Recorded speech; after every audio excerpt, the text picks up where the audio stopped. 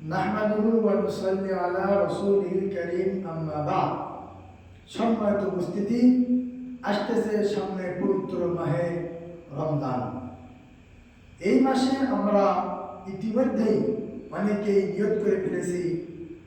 ইতিপূর্বে হয়তো বা আমরা অনেকে রোজা রেখেছি, কম বা বেশি বা রেখেছি।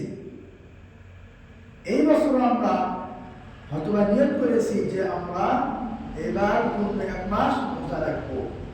নিয়ত করেছি ঠিক আছে, কিন্তু তার আগে জানা দরকার, যদি আমি রোজা থেকে মিথ্যা কথা বলি, যদি আমি রোজা থেকে গীবত করি, পরনিন্দা করি, চগলখড়ি করি, তাহলে কিন্তু আমাদের এই রোজা না রাখার না রাখাই ভালো। আজকে থেকে 1450 বছর পূর্বে নবী করিম সাল্লাল্লাহু আলাইহি ওয়াসাল্লাম বলেছেন, মাল্লাম ইয়াদা কাওলা যুর ওয়ালা আমালা বিহি।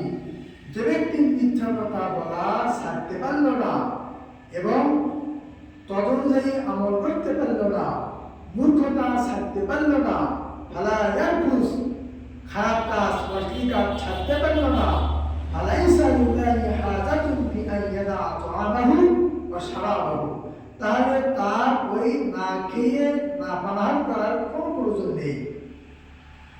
বুঝলাম আমাদেরকে রোজা রাখতে হবে এবং মিথ্যা বলার অভ্যাস থাকলে পরিত্যাগ করতে হবে, গীবত করার অভ্যাস থাকলে পরিত্যাগ করতে হবে, চগলখড়ির অভ্যাস থাকলে পরিত্যাগ করতে হবে, ওজনে কম বেশি দেওয়ার অভ্যাস থাকলে পরিত্যাগ করতে হবে এবং এই মাসে বেশি বেশি করে দান সৎকার এবং নফল ইবাদত যত করতে পারি প্রত্যেকটা ইবাদত আমাদেরকে করতে হবে।